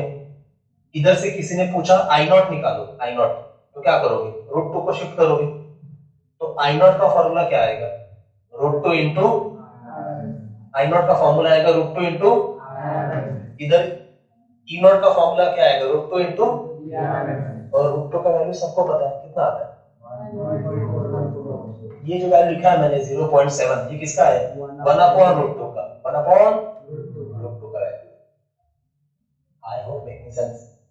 एक चीज आपको यहां से और याद रखनी है, एक चीज, आज के बाद अगर आपको ये कैलकुलेट करने के लिए बोला, ये क्या है, ये इंटीग्रेशन किसका, sign square theta D theta, कहां से कहां तक, कहां से कहां तक, 0 से 2 पाई।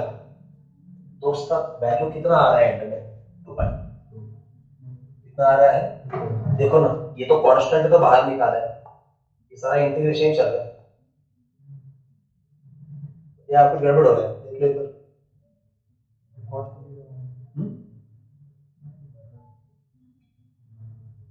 फॉर्मूला बराबर है। देख लो एक बार।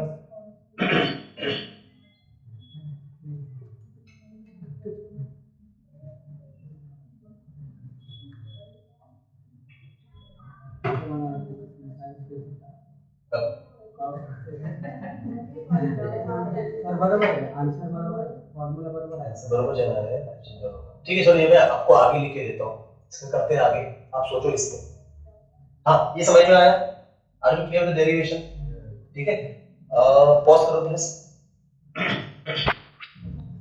आ गए? सोचा आपने? तो जैसे मैं आपको कह रहा था कि ये जो है साइन स्क्वायर थीटा, वापस यहाँ पे लिख देता हूँ, ये जो है sign square theta D theta, अगर आपको इसका इंटीग्रेशन बोला 0 से 2 पाई, तो इधर तो वैल्यू आपका आया है बराबर 2 पाई, आया ना? अरे आया ना? पर एक बात आप भूल नहीं सकते, आपने हाफ बाहर भी तो निकाला है, तो वो हाफ भी तो काउंट होगा, मतलब कितना आएगा? पाई। कितना आएगा?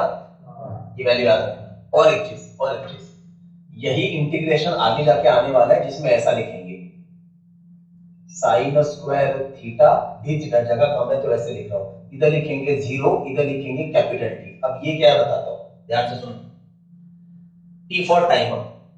जब कॉइल ने घूमना स्टार्ट किया, यहां से टाइम स्टार्ट हुआ, एंगल 0 तो टाइम भी 0। जब कॉइल का आधा घूम के हो गया, आधा मतलब ऐसे, एंगल कितना आया?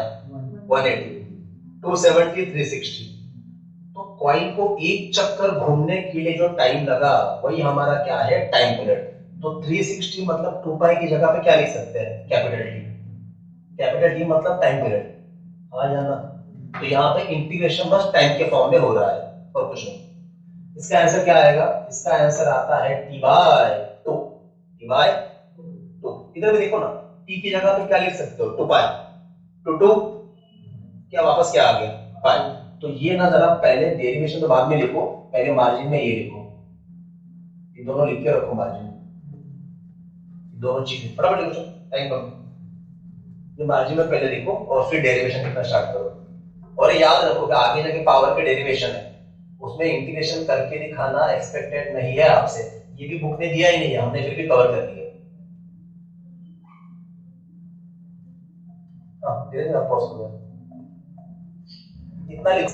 इतना तो आपने समझ लिया कि अब यहां से आगे पूरे चैप्टर में हम आरएमएस वैल्यू भी यूज करने वाले हैं। अब फिर से रेजिस्टर वाले डेरिवेशन में जाते हैं। सातवां पॉइंट ये था, क्या? रेजिस्टेंस का फार्मूला क्या लिखा था? E naught upon I not. अब ध्यान से देखिए, जैसे मैंने कहा E नॉट की जगह पे हम लोग क्या लिख सकते हैं? √2 इंटू E RMS। कुछ नहीं किया, √2 को शिफ्ट किया था। उसी तरह से उधर देखो, I नॉट की जगह पे हम लोग क्या लिख सकते हैं? √2 इंटू I RMS। √2 कैंसल। और फाइनली गाइस, जो फार्मूला पूरे चैप्टर में चलने वाला है वो ये है, रेजिस्टेंस का फार्मूला है E naught upon I not, या फिर दूसरा फार्मूला क्या है? E RMS upon I RMS। Formula तो बच्चे प्रिपेयर कर लेते हैं, उसमें कोई शक नहीं है, पर न्यूमेरिकल में समझेगा कैसे कि जो वोल्टेज आपको दिया है वो आरएमएस वैल्यू है कि पीक वैल्यू है, मतलब ई नॉट है कि आरएमएस है। जो करंट आपको दिया है वो आरएमएस करंट है कि आई नॉट है, समझेगा कैसे? अब मैं इधर ही बता देता हूं ताकि न्यूमेरिकल में हम कंफ्यूज ना हो। ध्यान से देखिए, 2-3 तरीके हैं वैल्यूज देने के। सबसे पहली बात, जैसे मैंने थोड़ी देर पहले आपको समझाया था कि ई नॉट हो या आई नॉट हो, इनके 2-3 नाम है, पीक वैल्यू, मैक्सिमम वैल्यू, या फिर एम्पलीट्यूड। या फिर अगर ऐसा बोला ना कि pure value of EMF is 10 volt, क्या बोला? मतलब वो ई नॉट है। या प्योर एसी वैल्यू, ऐसा बोला, pure AC value is 10 volt, समझ जाने का वो ई नॉट है। Pure AC value is 5 ampere, समझ जाने का वो आई नॉट है। ठीक है। दूसरी बात, इधर नोट करके लिखा के देता हूं। कभी कभी आपको ऐसा बोलते हैं कि a resistor is connected to, ऐसा लिख के देते हैं, a resistor is connected to 220 volt 50 hertz supply. Mostly numerical में सप्लाई 220 वोल्ट ही रहते हैं, या कभी कभी 230 वोल्ट। 240 वगैरह अगर देखा भी होगा तो वो क्या होगा, कभी कभी मेन सप्लाई अगर फ्लक्चुएट हो गया, बारिश में कभी कभी होता है, सो अगर उसका वैल्यू बढ़ गया तो 240 तक भी वो बेयर कर सकता है इंस्ट्रूमेंट जो भी है, इसीलिए हो सकता है वहां पे 240 लिखा होगा, तो मेन सप्लाई 220 या 230 रहता है, न्यूमेरिकल में तो कई बार 220 ही आता है। अब अगर आपको ऐसा बोला होगा कि रजिस्टर और बल्ब और कैपेसिटर और इंडक्टर और जो भी इंस्ट्रूमेंट है is connected to 220 volt 50 hertz supply, और यहाँ पे कुछ भी नहीं बोला है, तो आपको याद रखना है ये 220 वोल्ट आपका क्या वैल्यू है, आरएमएस वैल्यू है, और ये 50 हर्ट्ज क्या है, सप्लाई का फ्रीक्वेंसी। कहां से आया, बेसिक में वापस जाते हैं, ये सब खेल कहां से स्टार्ट हुआ है, कॉइल के घूमने से, ये उसका फ्रीक्वेंसी है। और एक चीज, अगर न्यूमेरिकल में सिर्फ ऐसा बोला होगा कि एसी वोल्टेज इज 5 वोल्ट, अब वहां पे जिक्र ही नहीं किया है, ना आरएमएस लिखा है ना पिक लिखा है, कुछ नहीं लिखा है, मतलब समझ जाने का वो क्या वैल्यू है, आरएमएस, कुछ नहीं लिखा है मतलब वैल्यू कौन सा लेना है, आरएमएस, करंट भी आरएमएस, ईएमएफ भी आरएमएस। और एक चीज, अगर आपको कभी कभी ऐसा बोलेंगे कि इन एसी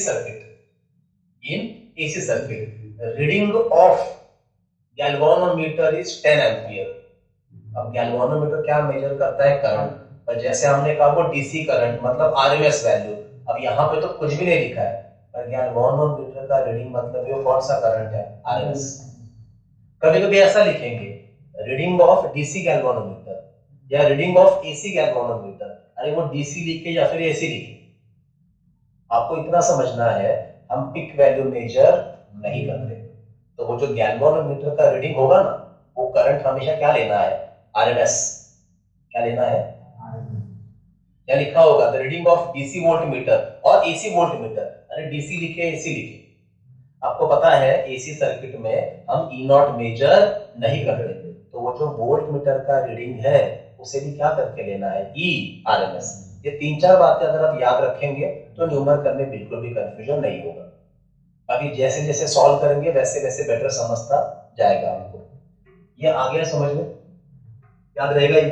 तो वो जो 7 बातें थी ना डेरिवेशन में, उसमें 7वीं बात हमने आधी लिखी थी, अब जाके पूरी हो गई, कि रेजिस्टेंस का फॉर्मूला है ई नॉट अपॉन आई नॉट या फिर ई आरएमएस अपॉन आरएमएस, ये नोट हो गया। नोट नंबर 2, चलिए काम करते हैं, थोड़ा क्यूरियोसिटी जगाते हैं खुद का।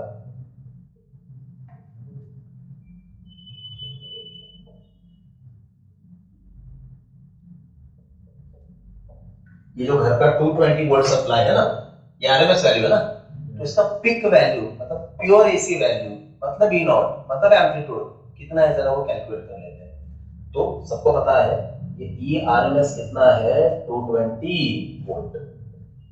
अब ध्यान से देखो क्या फॉर्मूला है, तो देखो एज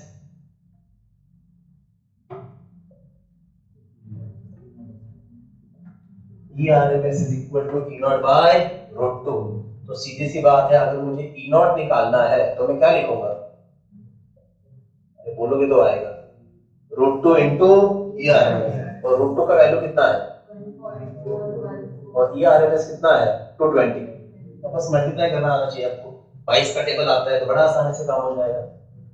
तो इस तरह से गाइस ध्यान से देख लीजिए, जीरो वैसे ही लिखा, 22 4 जा 88 यानी कितना आया 8, 22 1 जा 22 और 8 कितना आता है 30 यानी कितना आया 3, 22 4 जा 88 और 3 कितना आता है 91 कैरी आया 9, 22 1 जा प्लस 9 31।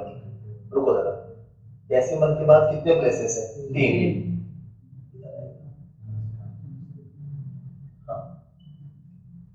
तो हमारे घर का सप्लाई अगर 220 वोल्ट है वो आरएमएस वैल्यू है, उसका एक्चुअल ग्राफ अगर आप बनाएंगे साइन वेव तो पिक वैल्यू कितना आएगा 311 वोल्ट, कितना आता है 311 वोल्ट, ये बात आपको याद है, ये भी एमसीक्यू याद है, बस रट्टा नहीं मारना है, सॉल्व कर दिया, एंड आउट क्लियर।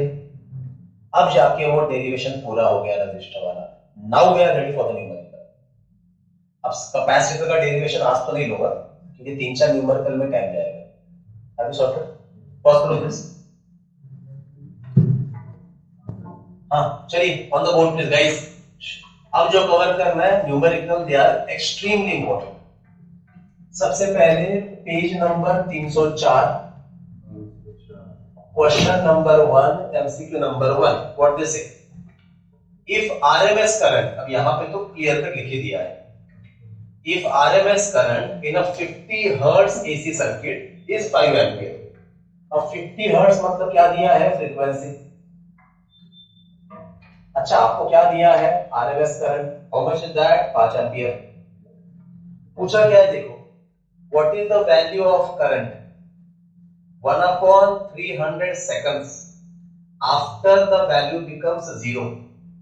मतलब वैल्यू जब 0 होता है, कहीं आपका ग्राफ ऐसा है, करंट हो या ईएमएफ हो, वैल्यू आफ्टर करंट बिकम्स 0, आसान भाषा में इधर से स्टार्ट करना है, इधर से इनिशियल वैल्यू कितना लेना है, 0।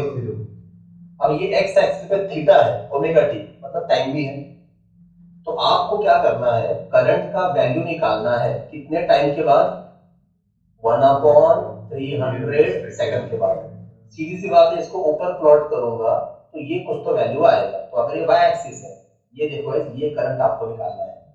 आसान भाषा में आपको क्या पूछा है, इंस्टेंटेनियस करंट पूछा है। क्या पूछा है, इंस्टेंटेनियस करंट। ये फर्क जरा समझो, क्या आपको आई नॉट पूछा है, नहीं। क्या आपको पिक वैल्यू पूछा है, नहीं।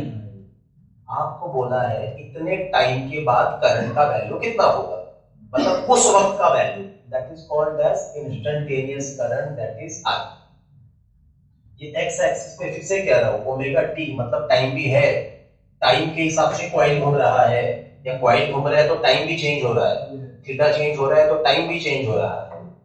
और कब से निकालना है, फ्रॉम 0 से लेके यहां तक निकालना है, 0 से लेके यहां तक।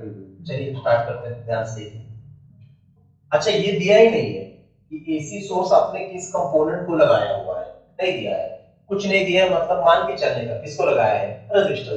किसको लगाया है, और रजिस्टर में सबको पता है करंट का इक्वेशन क्या है, I naught sine omega t, I naught sine omega t. अच्छा, ऑप्शन में दिया है, option A 5√2 ampere, option B 5√3/2 ampere, option C 5/6 ampere, option D 5/√2 ampere. चलिए स्टार्ट करें।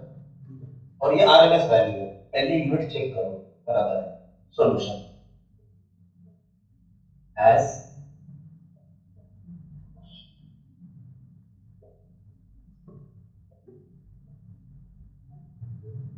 क्या करो, सिर्फ एज इंस्टेंटेनियस करंट। बोलो फॉर्मूला क्या है, प्लस माइनस जाने दो, आई नॉट साइन ओमेगा टी, यही फॉर्मूला आपको चलाना है। ठीक है, अब बस ये काम करते हैं, आई नॉट साइन, क्योंकि हमें फ्रीक्वेंसी दिया है तो ओमेगा की जगह पे क्या पुट करूंगा, 2πf into T. Guys, this is the formula to be used. अब क्या इसमें हमें फ्रीक्वेंसी पता है, हाँ, टाइम पता है, हाँ, आई नॉट पता है ना, आई नॉट की जगह पे क्या दिया है, आई आरएमएस दिया है, कोई दिक्कत नहीं, आई आरएमएस से हम आई नॉट निकाल सकते हैं, या आई नॉट की जगह पे आई आरएमएस लिख सकता हूं। कैसे, देख लो, what is the formula, I RMS is equal to what, I naught by, so I naught का फॉर्मूला क्या आता है, √2 into I RMS। ऐसा क्यों करना पड़ा, क्योंकि हमने न्यूमेरिकल डेटा में, एक मिनट, न्यूमेरिकल में डेटा में I RMS दिया है, तो हमने क्या किया, I naught की जगह पे लिख दिया √2 I RMS, I naught की जगह पे लिखा, बराबर है वो। आई होप समझा, हाँ या ना, बाकी आगे वैसे कॉपी करो, साइन ऑफ 2πf t। अच्छा, ऑप्शन में देखोगे तो √2 भी दिख रहा है, मतलब इस √2 का कुछ नहीं करना है, इसको वैसे ही लिखो, इसका कुछ भी मत करो। बोलो आरएमएस कितना है, 5। आगे साइन 2 3.4, नहीं 3.4 नहीं लेना, फ्रीक्वेंसी कितना लेना है, 50, और टाइम कितना लेना है, 1/300 सेकंड। अब सॉल्व करो, 2 into 50 कितना आता है, 100/300 कितना आता है, 1/3। तो इधर क्या आएगा, 1/3 मतलब ही 5/3। इधर 5√2, आगे साइन अब sin पाई बाय 3 मतलब कितना आता है 60, sin 60 कितना आता है guys? 1 by root What? half zero root 3 by 2 हाँ तुम लोग को sin 60 याद करने में इतना टाइम लग रहा है? जीरो बोल रहे हो, हाफ भी बोल रहे हो, हाँ? इतना टाइम लग रहा है तुम लोग को sin 60 बताने के लिए? 11 फरवरी से एग्जाम स्टार्ट हो रहा है, अक्टूबर ऑलरेडी स्टार्ट हो चुका है, दिसंबर के बाद जनवरी में आपके पास टाइम नहीं होगा, कॉलेज वाले भगा गए आपको सबमिशन के लिए, इंटरनल्स के लिए, वो अलग से दौड़ाएंगे आपको। मतलब सिर्फ अक्टूबर नवंबर 2 महीने बचे और आपको sin 60 नहीं आ रहा है, जीरो हाफ, कितना टाइम लग रहा है रूट 3 by 2 बोलने में? ये प्रिपरेशन है।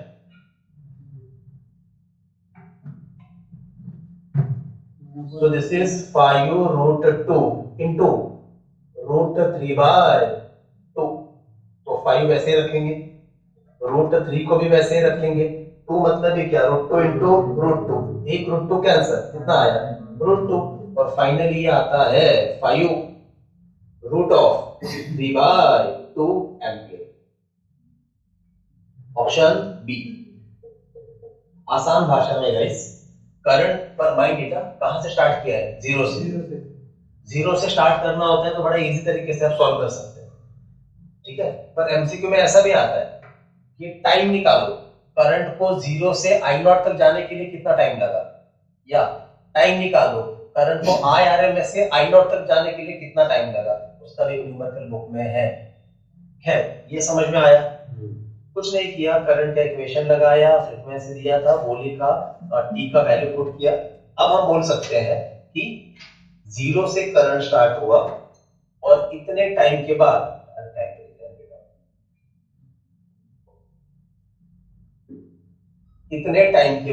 करंट का वैल्यू कितना हो गया, 5 रूट 3 by 2 एम्पियर। अब इसका एग्जैक्ट वैल्यू पूछा नहीं है, तो एग्जैक्ट निकालते हैं। I hope making sense? इस तरीके से सॉल्व करना है। पॉज करो प्लीज। ये बात तो पेज नंबर 305 और अब न्यूमेरिकल नंबर है 12। ये 3 मार्क का न्यूमेरिकल है, इसमें 2 बातें पूछी है, जरा अच्छे से देखो। If the effective current of 50 cycle AC circuit, 50 cycle AC circuit मतलब यहां पे भी क्या दिया है, frequency, how much is that, 50 hertz. If effective current, और हाँ इफेक्टिव करंट मतलब ही आरएमएस करंट, उसका और एक नाम है वर्चुअल करंट, नाम याद रखना। If effective current in 50 cycle AC circuit is 5 ampere, मतलब यहाँ पे भी आपको क्या दिया है, आई आरएमएस।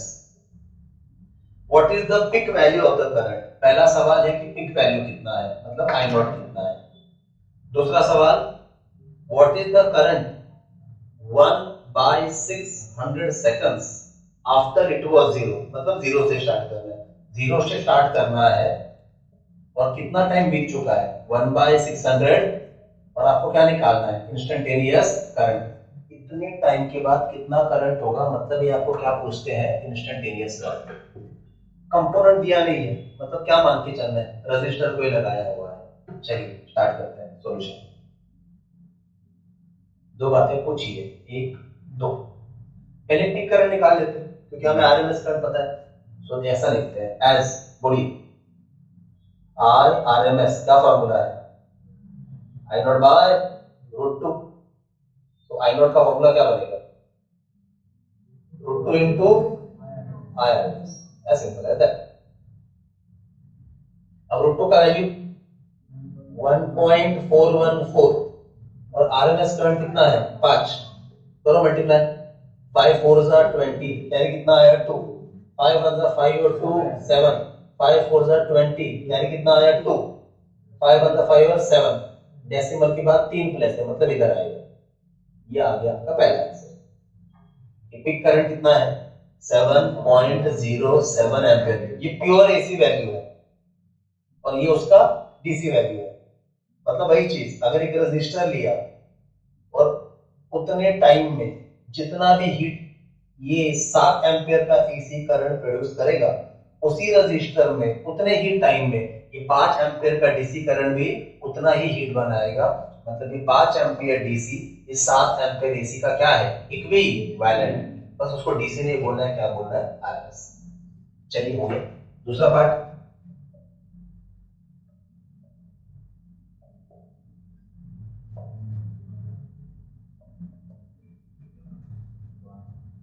यहाँ पे क्या करना है, इंस्टेंटेनियस करंट। बोलो इक्वेशन बोलो, I is equal to I naught sine omega.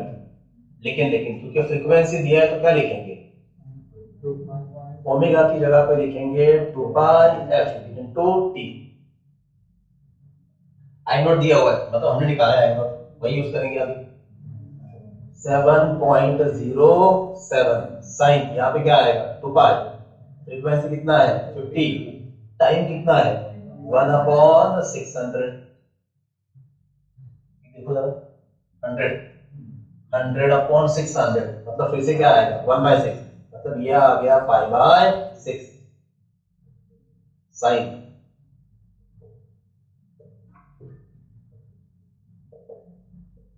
अब बोलो साइन, यस साइन 30 है, ये हाफ आएगा। तो फाइनली अब अगर इसको 2 से डिवाइड किया तो कितना आएगा, ये कितना आएगा 3, 2 6 सॉरी 2 3 6 ना, बचा हुआ आ गया 0 10, 2 5 10, आगे 7, जैसे 2 3 6, बचा हुआ आ गया 0। तो इतने टाइम के बाद आपका इंस्टेंटेनियस करंट है 3.535 एम्पियर, जबकि आपका पीक करंट इतना है गाइस, पीक करंट इतना है। मतलब अगर एक चीज और समझाना चाहूंगा, ध्यान से देखो, अगर ये करंट का ग्राफ है, इधर करंट कितना है 0 और टाइम भी कितना है 0, इधर तक आने के लिए ये करंट कितना दिया, ये पीक करंट कितना दिया है 7.07 एम्पियर।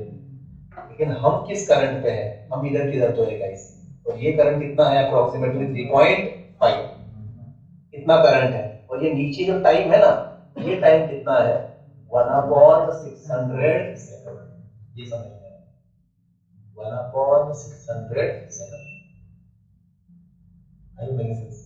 एक सवाल आपके मन में और आना चाहिए, देखो मैं सवाल पहले बना लेते हैं। हमारा मेन सप्लाई का फ्रीक्वेंसी कितना है 50 हर्ट्ज। तो यहां से हम बड़े आराम से निकाल सकते हैं कि जब कॉइल घूमता है, फ्रीक्वेंसी मतलब क्या, 1 सेकंड में कितने चक्कर लगाए 50। तो बड़े आराम से निकाल सकते हैं कि एक चक्कर लगाने के लिए कॉइल को कितना टाइम लगा, मतलब ये पूरा एक साइकिल कंप्लीट करने के लिए कॉइल को कितना टाइम लगा, कब, जब फ्रीक्वेंसी कितना है 50 हर्ट्ज। ये हम बड़े आराम से निकाल सकते हैं और नंबर प्रिपेयर भी कर सकते हैं, कुछ कुछ जगह पे काम आता है। खैर वो मैं नोट करके लिखा के दे दूंगा। ये समझ में आया, ये ग्राफ समझ में आया, ठीक है। आगे so page number 305 question number 20, find the time required. अब देखो उल्टा है, अब तक के 2 न्यूमेरिकल में टाइम दिया था, अब टाइम पूछा है। Find the time required for 50 hertz alternating current, फिर से फ्रीक्वेंसी दिया है, तो change its value from 0 to RMS value. मतलब इनिशियली करंट कितना था 0, अब बढ़ के कितना हो गया है आरएमएस। गाइस ये जो है ना आरएमएस, ये क्या है, इंस्टेंटेनियस वैल्यू है कि तब का करंट इतना इतना होगा। बस इतने तक जाने के लिए कितना टाइम लगेगा वो हमें कैलकुलेट करना है, समझा। तो यहाँ पे तो लिखना पड़ेगा कि इंस्टेंटेनियस करंट कितना है आई आरएमएस, 0 से यहाँ तक जाना है, आया ना। ये सेम न्यूमेरिकल ईएमएफ के लिए भी आ सकता है, बस करंट की जगह पे ईएमएफ दे दी। अच्छा फ्रीक्वेंसी कितना है 50 हर्ट्ज और हमें पूछा है टाइम कितना लगेगा। बाकी करंट स्टार्ट यहाँ पे भी किससे हो रहा है 0। कंपोनेंट का नाम दिया है क्या, नहीं, तो ऑब्वियसली बात है क्या मान के चलने का, रजिस्टर। सॉल्यूशन सिमिलर ही है, देख लो क्या लिखना है एस